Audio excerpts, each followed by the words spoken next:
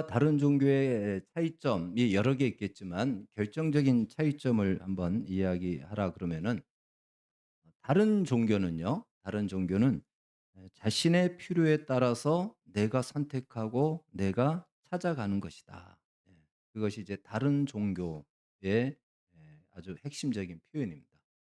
반면에 기독교는 하나님께서 선택하신 백성들을 에, 하나님께서 어떠한 필요라는 통로를 통해서 부르심, 그 소명, 콜링이라고 하죠. 부르신 것. 이것이 이제 기독교입니다. 이 차이가 딱 확연해요. 다른 종교는 내가 나의 필요를 쫓아서 따라서 찾아가는 거고, 기독교는 하나님께서 선택한 백성들을 필요라는 통로를 통해서 부르신 것이다. 그 시작점이 분명히 다르다라는 거예요. 나에게 있느냐, 시작이 하나님께 있느냐. 이것이 기독교와 다른 종교의 가장 큰 차이점이다라는 것입니다. 오늘 우리가 읽은 이 본문은 이 본래의 오늘 본문의 내용과 더불어 기독교가 무엇인지를 의도치 않게 결국은 설명하게 되는, 그래서 참 우리에게 많은 도움과 정보를 주는 그러한 내용이 되는 것입니다. 그리고 한 달 만에 다시 고린도전서로 돌아왔습니다. 하이데베르 교류입니다. 강해를 하다가. 그래서 고린도전서 왠지 낯설기도 하고 이전에 뭘 했는지 기억이 아마 가물가물할 겁니다. 고린도 교회의 큰 이슈는 무엇이라 그랬죠? 우상의 제물의 문제였습니다. 우상의 제물을 먹어도 되느냐, 먹지 말아야 되느냐, 이 싸움이 고린도서 8장부터 지금 계속 이어지고 있습니다. 11장까지 이어지고 있습니다. 근데 오늘 우리가 읽은 고린도전서 9 장과 10 장은요. 이렇게 내용을 봤을 때는 무슨 다른 내용처럼, 완전히 다른 내용처럼 이제 소개되고 있습니다. 그러나 원문에는 이 9 장과 10 장이 연결이 되어 있습니다. 원문에는 그 사이에 어떤 단어가 10장 1 절에 맨 앞에 어떤 단어가 들어가 있냐면 가르라는 헬라어가 들어가 있는데, 이 가르는 우리말로 하면은 왜냐하면이라는 거예요. 그러니까 9장 마지막 절에 이야기하고 그다음에 왜냐하면 하면서 10 장을 얘기하는 겁니다. 그러니까 10 장은 고린도전서 9장 사도 바울이 이야기한 것에 대해서 설명하고 뒷받침해 주는 근거로서 사용되고 있다라는 것입니다. 어 9장 마지막 절에 이렇게 바울은 얘기하죠. "내가 내 몸을 쳐 복종하게 함은 내가 남에게 전파한 후에 자신이 도리어 버림을 당할까 두려워함이로다." 하면서 "왜냐하면." 하고 10장 1 절이 이제 들어가는 겁니다. 그러니까 이제 그 내용을 여기서 설명해 주는 것이기 때문에 9 장의 결론이 바울이 뭘 말하고자 하는지를 좀 더 자세히 알 수가 있다라는 것입니다.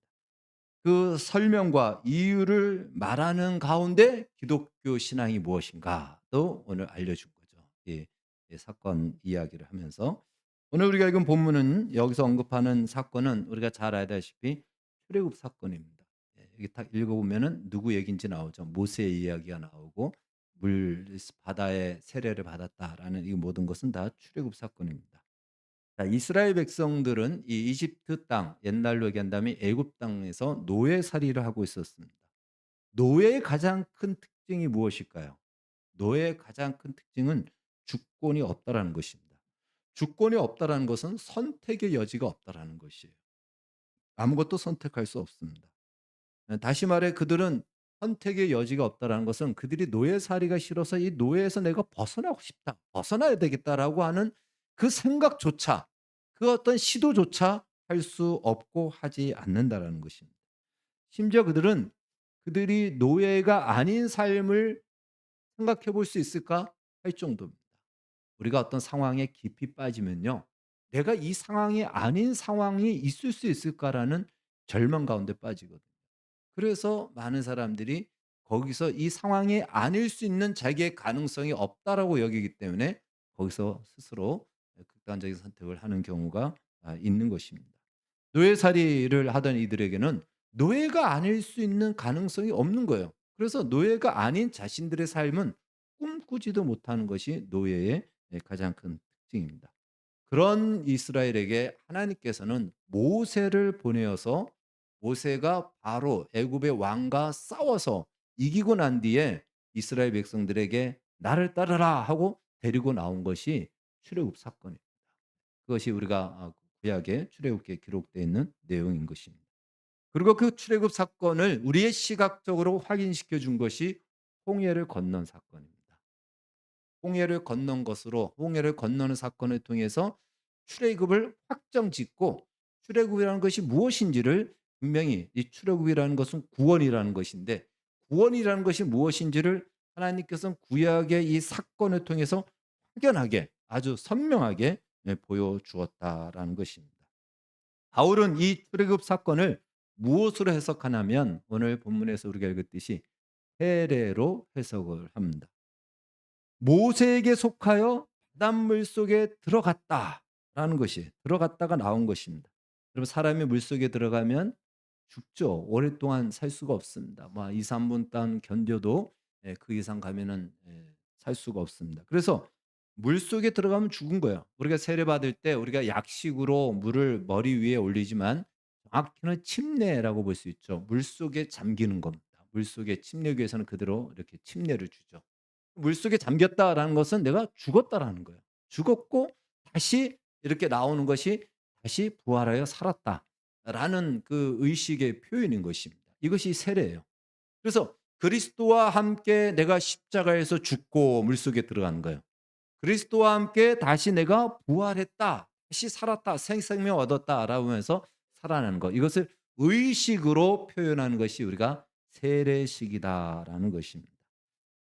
자, 그래서 이 구약 시대에는 이것을 예수 그리스도의 예표로 하나님께서 보낸 모세, 바로 예수님을 얘기하는 거예요. 모세와 함께 모세에게 속하여 그들이 모두가 물속으로 바닷속으로 들어갔다. 들어간 거예요. 죽은 거예요. 그래서 건너편 땅으로 나온 것이다. 그거는 바로 살아난 것이다. 그래서 세례로 이 사건을 해석하고 있습니다. 이 사건이 기독교의 시작, 기독교의 태동이 어떻게 시작됐는지를 분명하게 잘 보여주고 있는 것이죠. 이스라엘 백성 중 어느 누구도 우리가 도저히 노예 생활 못하겠다. 이 노예에서 좀 벗어났으면 좋겠다. 하나님 우리에게 이 노예에서 벗어날 수 있도록 도와주세요라고 요청한 사람이 없습니다. 아무도 없습니다. 그들이 그것에서 벗어난다는 것 자체도 상상을 못했습니다. 그러니까 필요도 못 느꼈고 또 그 가능성도 없었던 그들에게 하나님은 일방적으로 외부에서 모세를 보내죠. 그래서 모세를 보내서 모세는 하나님의 대변자죠. 모세를 통해서 그들이 싸우지도 않았어요. 모세가 싸웠어요. 그리고는 데리고 나온 겁니다. 그러니까 기독교의 시작은 무엇이다? 시작이 하나님이 하신 거예요. 사람이 그 필요를 따라서 하나님을 찾은 것도 아니고 하나님께서 선택하여 보내어 하나부터 열까지 다 하시고 난 뒤에 홍해까지 다 갈라지고 난 다음에 가르고 다 갈라주게 하셨죠. 그래서 건너게 하신 거예요. 하나님이 다 하신 거, 하나님이 시작하신 거, 이것이 이제 기독교라는 것을 분명하게 보여주고 있는 것이다. 그래서 우리가 느끼기에는 홍해를 건널 때 이스라엘 백성들이 비로소 느꼈겠죠. 아주 선명하게. 그전까지 모세와 바로 왕이 싸울 때 그 장면, 원래 애굽 사람은 죽었고 자기네 자녀들은 살아 있지만 이거 별로, 원래 내 자녀는 어제도 살아 있고 오늘도 살아 있는 거예요. 별로 못 느껴요. 죽은 사람은 그냥 죽은 걸로 보이는 거예요. 그런데 정말 그들이 출애굽이라는 구원이라는 것을 온몸으로 체험한 사건이 홍해를 건넌 사건입니다. 홍해를 건너면서 그들은 비로소 구원이 무엇인지, 출애굽이 무엇인지, 하나님께서 우리를 구원하셨다, 출애굽하셨다라는 것이 뭔지를 그들이 비로소 집단적으로 경험하게 되는 것입니다. 그래서 이 사건은요, 아주 굉장한 큰 사건 사실이 돼서 두고 오고 오는 모든 세대에 항상 시작이 되는 겁니다. 집단적인 경험이 되기 때문에. 우리도 6.25 전쟁이 우리 민족이 겪은 집단적인 경험이잖아요. 그래서 이거는 그냥 우리에게 DNA처럼 있는 거예요. 이스라엘 백성들에게 출애굽은요, DNA처럼 있는 거예요. 우리의 민족이 애굽에서 나왔다. 이건 지금도 이스라엘 민족은 지금도 그렇게 당연히 그걸 집단적으로 경험했기 때문에 이건 그들에게는 정말 부인할 수 없는 분명한 사실인 거예요. 우리가 단군 조선의 후손이라는 것에 대해서 이것은 좀 우리가 더 집단적인 경험이 잘 없다 보니까 뭐 신화로 혹은 설화로 그렇게 여기잖아요. 그런데 우리 모두가 경험한 역사적 사건으로서의 6.25 전쟁은 이건 아주 빼도 박도 못하는 누구도 부인할 수 없는 우리의 경험이고 사실이 된 것처럼 바로 이스라엘 백성도 그렇게 된 것이고 그 사건이 홍해를 건넌 사건입니다. 그러니까 우리가 예수를 믿고 구원을 얻었다라고 했을 때 하나님께서 다 하셨는데 내가 어떤 경험이 없잖아요. 그래서 우리에게 처음 경험은 어떤 경험이냐면 거듭남의 경험인 거예요. 거듭날 때 우리가 처음으로 기독교가 뭔지를 비로소 경험하는 겁니다. 그 사건이 홍해를 건너는 사건입니다. 그래서 모든 그리스도인들이 다 거듭남의 체험을 막 하는 것은 아니지만 체험을 하는 사람들이 대부분 있죠. 그래서 예수를 믿음으로 '예수님이 나를 위해서 십자가에서 죽어 주셨구나.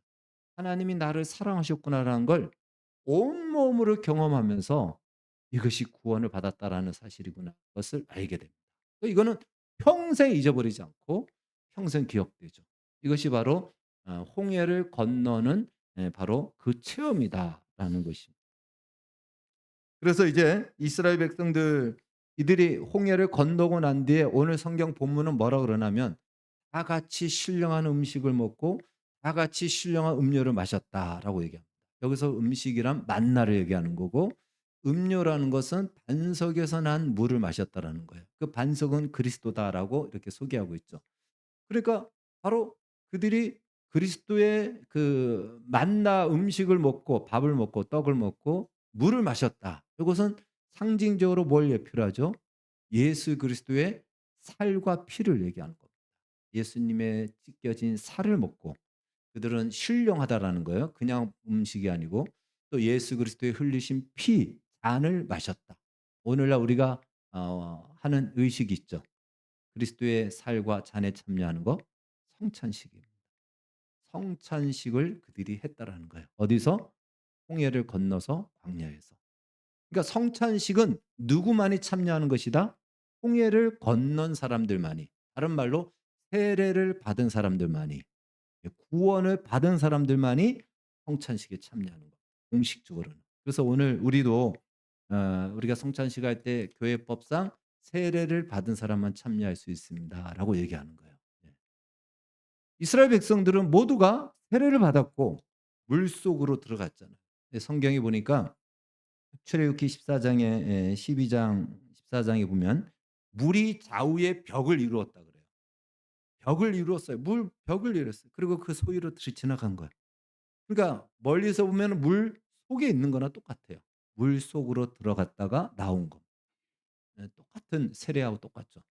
그래서 그들이 구원받은 자요, 세례받은 자요, 그리고 영생을 받았다. 다시 말해 애굽에서 벗어났다라는 표현을 다시 한번 그 문구 올려 주십시오. 이걸 다 같은 하나의 표현으로 얘기합니다. 출애굽이라는 것은 홍해를 건넜다라는 것이고 오늘날로 얘기한다면 구원을 받았다. 영생을 받았다. 다른 말로 또 자유인이 되었다. 이게 다 하나의 의미예요. 하나의 뜻을 가지고 있지 별개가 아닌 것입니다. 여기서 자유인이 되었다라는 것이 중요한데 자유인이 되었다는 것을 구체적으로 말하면 죄에 대해서 자유인이 되었다라는 거예요. 죄에 대해서. 따라해 봅시다. 죄에 대해서 자유인이 되었다. 예. 옛날에는 이전에는 죄에 묶여 가지고 그냥 죄에 묶여서 살아야 되는 거예요. 죄에 묶여서 죄가 시키는 대로만 사는 겁니다. 그런데 그 죄가 사라졌어요. 사라졌기 때문에 이제는 그럴 필요가 없다라는 것입니다. 다른 종교의 궁극적인 목적은 이 자리에 이르는 거예요. 이 구원에 이르는 것이 다른 종교의 궁극적인 목적입니다. 근데 기독교는 여기서부터 시작합니다. 시작이 여기예요. 기독교는. 기독교는 여기서부터 이제 시작한다라는 것입니다. 이미 이루어진 구원 여기서부터 우리 기독교는 시작되는 거예요. 내가 기독교를 인식하는 순간 그 자체가 이미 구원받은 거예요. 구원받은 그 자리에서부터 우리는 시작되는 것이다. 엄밀히 말해 이스라엘의 역사는 이 홍해를 건너는 사건부터 시작됩니다. 노예로 있을 때는 주권이 없었다 그랬잖아요. 그러니까 역사도 아니에요. 자유인이 되었을 때만의 진정한 역사가 시작되는 것입니다. 아마 이스라엘 백성들 중에는 영문도 모르고 따라 나온 사람들이 한 수만 명 있을 겁니다. 그들은 왜 나왔는지도 잘 모르고 어떻게 나온지도 모르는 거예요. 그냥 막 따라가 막 사람들이 옆에 있는 아줌마가 얘기하고 뭐 아저씨가 얘기하니까 얘기하는 대로 하다가 나가니까 같이 따라 나가고 그래서 나간 거예요. 그 자체가 무엇이죠? 구원이 인간에게 원인이 없다라는 거예요. 내가 깨닫고 내가 뭔가 좀 생각하고 뭔가 해서 구원받은 것이 아니고 나도 모르는 사이에 그냥 어쩌다 보니까 홍해도 건넜고 이미 구원받은 거예요. 그 자체가 무엇이죠? 구원의 원인이 인간에게 있지 않다. 하나님께 있다라는 것을 분명하게 보여주고 있는 것입니다. 중요한 것은 구원 이유라는 거예요. 오늘 우리의 이 제목도 바로 구원 이유죠.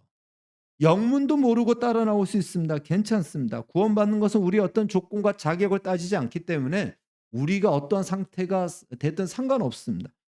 전혀 우리가 의도하지 않았음에도 구원을 받은 거예요. 내가 구원받으려고 자유인이 되려고 따라 나온 사람 아니에요. 그냥 따라 나왔는데 자유인이 된 것이. 그런 경우가 있잖아요. 저도 무슨 예수를 우리도 예수를 믿고 '내가 정말 그 고고하게 살아야 되겠다. 가치 있게 살아야 되겠다.' 이렇게 해서 예수를 믿는 사람도 혹간이 있지만 거의 다 그렇지 않고 그냥 다 자기의 그냥 의도 없이 어떤 목적을 따라서 나왔는데 구원을 받는 경우가 많죠. 저도 제 친구가 호떡을 굽는 것을 보고 "호떡을 주면 교회로 가겠다." 해 가지고 호떡을 먹고 교회를 간 것이 구원이 시작이 된 겁니다. 그러니까 다 아도 그냥 영문도 없이 내가 이 분명한 목적 기독교의 올바른 그 가치도 모르고 그냥 갔는데 구원이 시작되는 겁니다. 어떤 종교가 그렇습니까? 어떤 종교가 그럴 수 있을까요? 그렇지 않습니다. 모든 종교는 집중력을 구하고 또한 수련을 구하고 또 도를 깨야 되고 덕을 세워야 되고 선을 행하고 어떤 자격과 조건을 다 갖춰요. 그런데 저는 그냥 그런 자격과 조건 없이 갔는데 호떡 먹은 대가로 남자의 그래도 자존심 있지 약속은 지켜 줘야지 하고 갔는데 거기서 구원이 이루어진 겁니다. 다시 말해 이 구원은 절대로 우리 인간의 어떤 근거하지 않고 전적인 하나님의 은혜와 선물이다라는 것입니다. 자, 문제는 여기부터라는 것이죠. 이스라엘 백성들도 자신들이 의도한 것과 상관없이 구원의 자리에 이르렀다라는 거예요. 그러면 여기서 끝나야 되는가? 그렇지 않다라는 것입니다. 지금까지는 하나님께서 이들이 죄의 노예였기 때문에 노예는 아무것도 할 수 없다 그랬잖아요. 그래서 하나님이 일방적으로 100%다 하신 거예요. 왜? 할 수 있는 능력이 없으니까 죄에 묶여서. 그래서 이제 자유인을 만들어 준 거예요. 홍해를 건너서. 자유인을 만들어 주고 난 이후에는 하나님이 어떻게 하시냐면 "너희의 자유를 발휘하라."라고 하는 거예요. "너희의 자유를 발휘하여 내가 너희를 부른 최종적인 목적지까지 나아가라. 내가 너희를 위해서 가나안 땅, 젖과 꿀이 흐르는 땅, 그 땅을 예비해 놨다. 그 땅으로 너희의 자유를 발휘하여 나아가라." 이것이 이제 구원 이후에 주어지는 하나님의 계획과 부르심이라 하는 것입니다. 그러니까 하나님의 부르심은 출애굽이 목적이 아니고 가나안 땅, 젖과 꿀이 흐르는 영광에 참여하는 것이 하나님의 부르심이에요. 근데 거기까지의 부르심인데 시작은 인간이 할 수 없으니까. 왜? 죄의 노예이기 때문에 그 문제는 하나님이 100%다 해준 겁니다. 근데 이제 자유를 가진 그 상태에서는 이제부터 너희의 자유를 활용해서 자유를 가지고 선택해서 그 자리로 나아가라. 내가 도와줄 테니까 나아가라라고 하시는 거예요. 거기 이유에는 두 가지가 있습니다. 하나는 하나님은 아담에게도 자유를 주실 때에 하나님이 그 자유를 간섭하지 않았습니다. 조작하지 않았어요. 예. 심지어 어디까지 하나님을 부정하고 하나님을 배신하는 자리에 가는 데까지도 하나님은 그 자유를 조작하지 않으셨습니다. 그러니까 하나님은 우리의 자유를 하나님은 이 조작하지 않으세요. 간섭하지 않으십니다. 예. 왜? 하나님과 같이 만들었기 때문에 우리를. 하나님은 누구에게 간섭받지 않으시잖아요. 자유로운 분이시잖아요. 그래서 우리의 자유를 그렇게 인정해 주십니다. 두 번째는 이 자유로운 선택으로 영광을 선택할 때에 비로소 영광인 것이지 이 자유가 아닌 억지로 안 하면 죽으니까 해서 선택하는 그 선택은 그것은 노예의 근성에서 벗어날 수가 없는 것이에요. 그래서 하나님은 하나님을 섬기되 우리의 자유로 섬기기를 원하지 안 섬기면 죽을까 봐 안 섬기면은 뭐 벌을 받을까 봐 섬기는 것을 하나님은 기뻐하지 않는다라는 거예요. 그래서 하나님께서 구원하고 난 뒤에 이스라엘 백성들을 자유롭게 한 다음에 이제부터 너희의 그 자유로 나를 섬기라는 거예요. 나를 안 섬기면 너희가 죽을까 봐 나를 섬기는 그런 것 말고 그걸 다른 말로 뭐라 그러죠? 사랑이라는 거예요. 사랑. 우리가 사랑할 때 에, 예를 들어서 그 머리 옆에다 총 갖다 놓고 날 안 사랑하면 쏴 버릴 거야. 사랑해 안 사랑해. 이게 이렇게 해서 받아내는 사랑은 이게 진짜 사랑입니까? 아니죠. 예. 상대를 감동시키고 상대가 인격적으로 상대가 자원해서 나를 사랑하게끔 내가 노력하고 애쓰지만 강요하고 협박해서 안 하면 죽여버릴 거야 해서 나를 사랑하게 하는 것은 진정한 사랑이 아니죠. 하나님께서 이스라엘 백성들을 오늘 우리를 똑같이 그렇게 사랑하신다라는 거예요.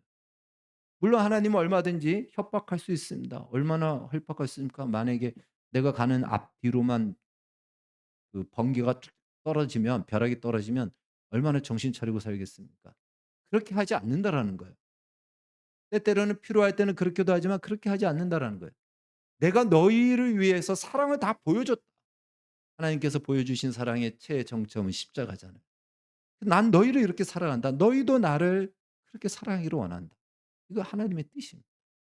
이스라엘 백성들에게 찾아가셔서 너희가 요청하지도 않았지만 너희를 자유롭게 만들어 주지 않아요. 그리고 너희에게 내가 너희 조상하고 약속한 가나안 땅을 너희에게 주겠다. 내가 너희와 함께 할 것이다.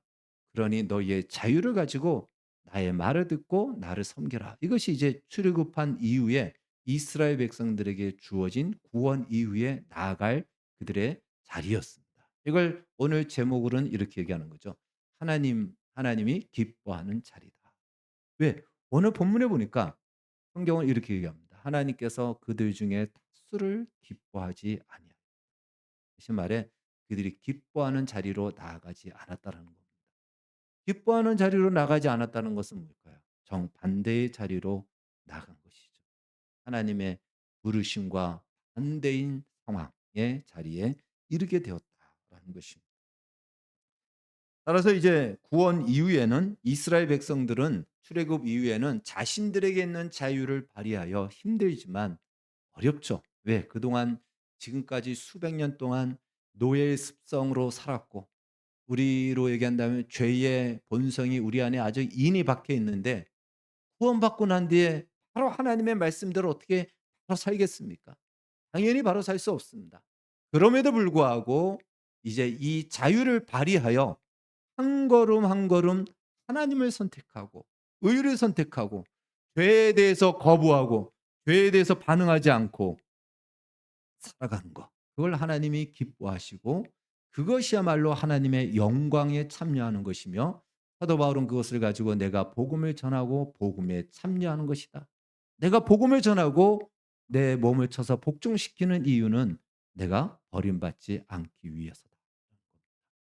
여기서 성경은 버림받는다 이 표현이 마치 그 구원받지 못한다 그 표현이 아니에요.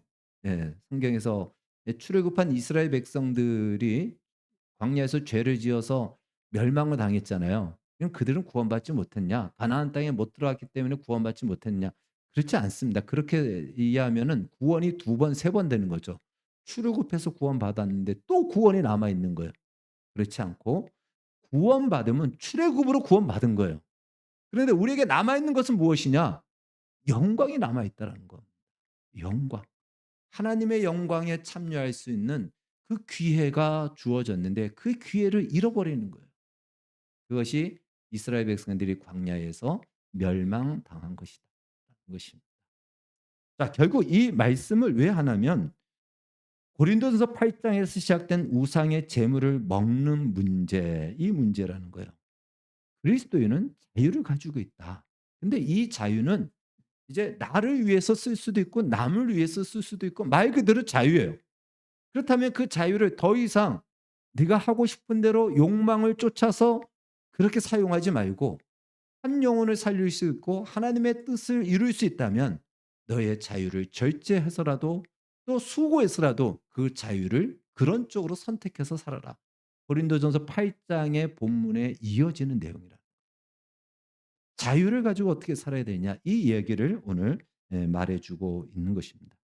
자유는 언제나 선택의 상황에서 존재하죠. 선택이 없으면 자유도 없는 겁니다. 그래서 우리의 머리로는 '하나님의 뜻을 따라 살아야지.'라고 우리는 마음을 먹어요. 아마 여러분들도 수없이 먹었을 겁니다. 그런데 어떤 상황이 펼쳐지면 우리의 현실적 이유와 우리 안에 있는 욕망 때문에 우리는 이 자유를 하나님이 기뻐하는 선택이 아닌 반대의 선택을 한다는 거예요. 그것이 우리의 현실입니다. 그래서 우리는 수없이 넘어지고 실패하는 경우가 있죠. 오늘 본문 내용이 그것을 말해 주고 있습니다. 오늘 본문 내용 이하의 내용을 우리가 다음 주부터 살펴보지만 그 내용에 보면은 똑같아요.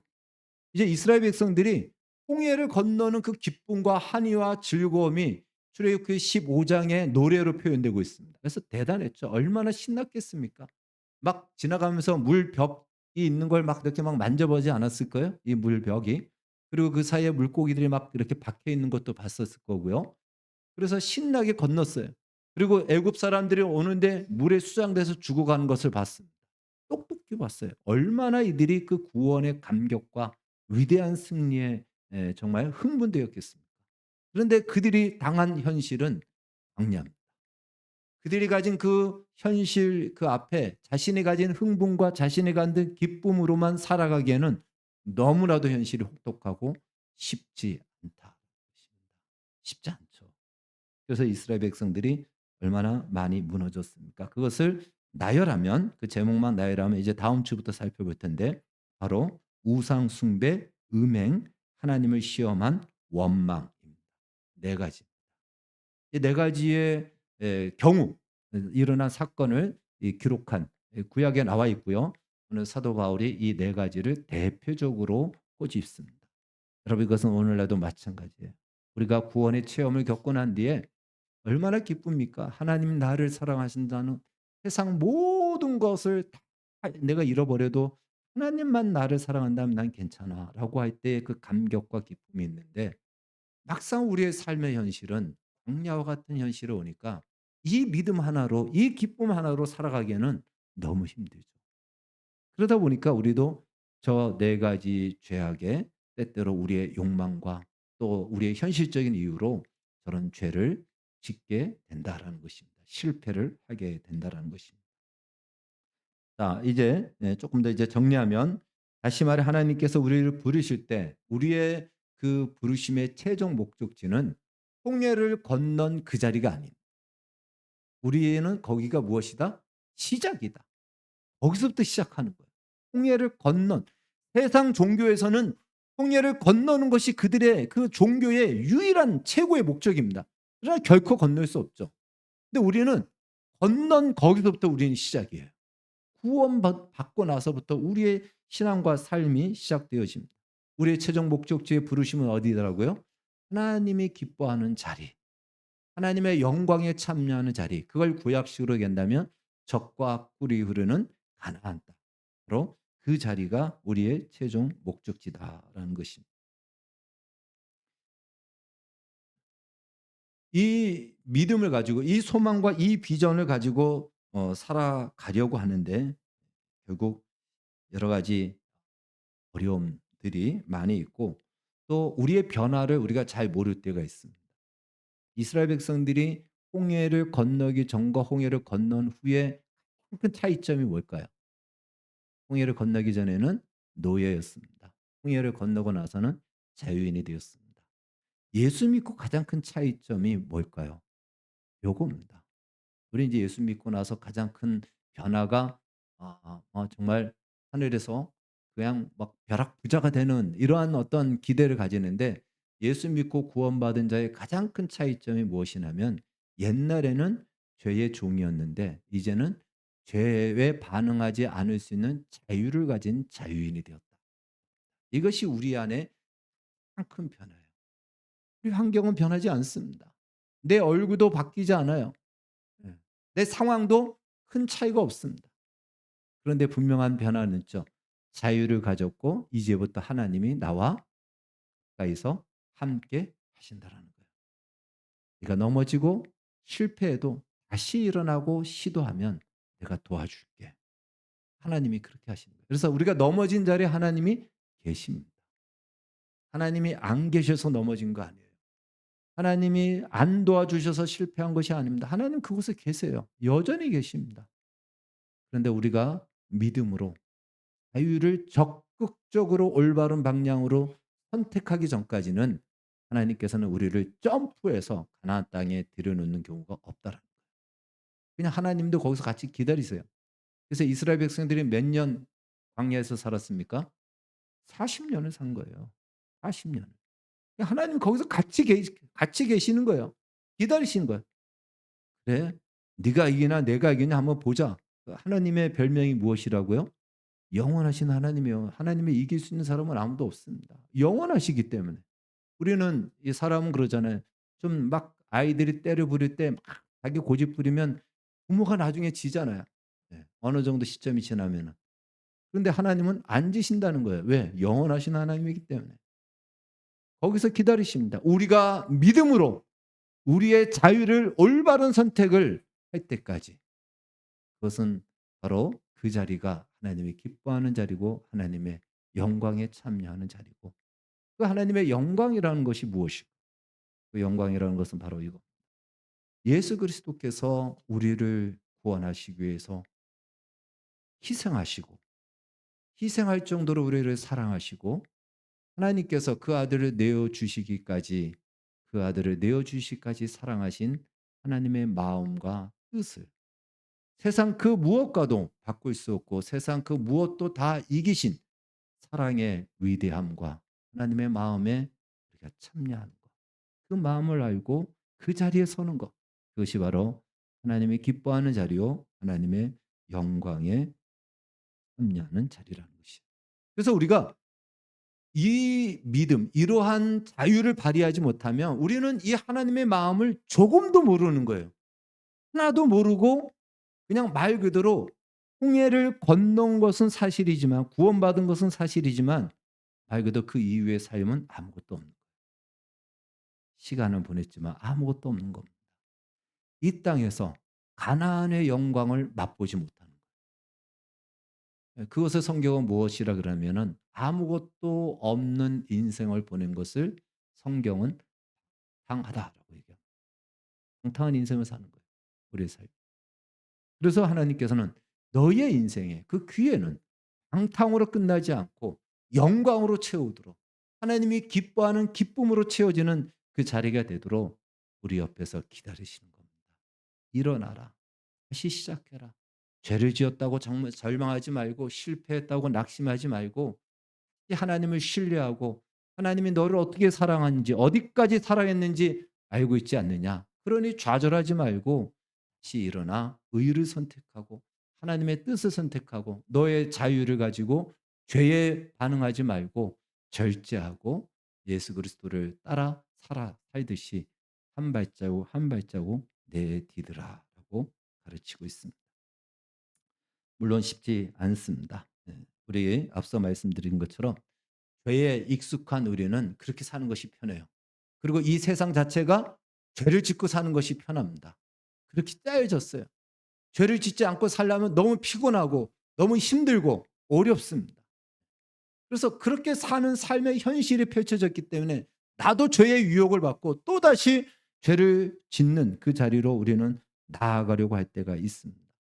왜? 우리의 욕망이 채워줄 것들이 세상에 너무나도 많기 때문에. 그때마다 우리의 자유를 어떻게 하라? 이 세상에 대해서는 반응하지 말라는 거예요.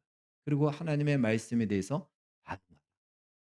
우리의 자유는 우리가 선택하는 것이지 억지로 끌려가는 것은 아니에요.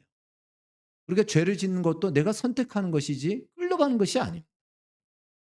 물론 우리가 연약하기 때문에 쉽게 끌려가는 부분은 끌려가는 것처럼 느껴질 때도 있습니다. 그러나 성경은 말하기를 이제 너희는 자유인이 되었다라는 거예요. 그러니 다시 거기서 좌절하고 또 스스로의 자책감에 빠져서 절망하지 말고 일어나라. 내가 다시 도와줄 것이다. 나의 영광에 참여해라. 그 기회를 잃어버리지 마라. 것이죠. 그래서 오늘 사도 바울은 이 고린도전서 10 장의 구약의 사건을 예를 통해서 그가 지금까지 말하고자 하는 그리스도인의 자유를 어떻게 우리가 사용해야 될 것인가? 하나님께서 이 자유를 어느 자유로 부르시고 있는지를 우리에게 가르쳐 주고 있습니다. 바울의 고백을 통해 우리도 다시 이제 특별히 새해가 되었는데 또 새로운 마음을 가지시고 우리의 실수와 넘어짐에 대해서 우리가 연연하지 마시고 어제 넘어졌다 할지라도 연연하지 마십시오. 어제는 어제입니다. 하나님이 오늘 우리의 인생에 기회를 주셨다는 것은 이건 하나님께서 다시 우리에게 기회를 주신 거예요. 다시 오늘 일어나라. 그리고 어, 복음에 참여하는 영광에 참여하는 기회로 너의 자유를 써라. 그렇게 반응해라. 그러한 기회를 너희들이 잃어버리지 마라라고 주시는 것입니다.